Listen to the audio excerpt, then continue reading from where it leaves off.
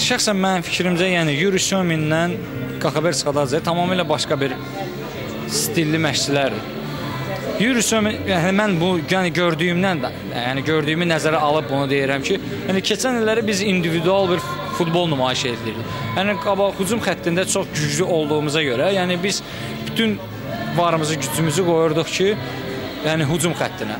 Yəni əsas qol vurmaqdır, məqsəd də ki, qol vurub o hesabı saxlamaq idi. Amma Kakaber Skadadze'nin rəhbərliyi altında, yəni burada son nöqtəyə kimi, yəni baş məşqçi bizə başa salır ki, məsəl üçün qapıçı topu başlayır müdafiəsi, müdafiədən sonra yarım müdafiəsi topu ötürür ortaya, ortadan da qabağa. Yəni hər bir son nöqtəyə kimi baş məşqçi bizə onu başa salır. Amma Yuri Söminin vaxtında da ki, yəni o yox idi.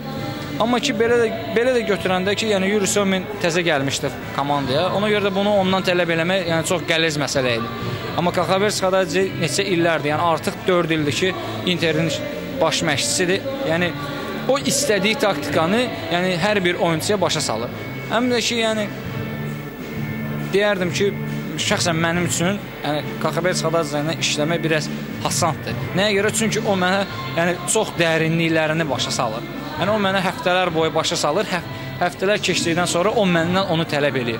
Amma Yuri Sömin rəhbərliyi altında, yəni biz artıq meydançıya hazır futbolçular idik. Biz çıxırdıq və bizdən qələbə tələb edirdilər. Ona görə də məndə yəni belə fikirlər yaranır. Yəni Yuri Sömin bu tipli məşqçidir, Kakaber Skadadze bu tipli məşqçidir.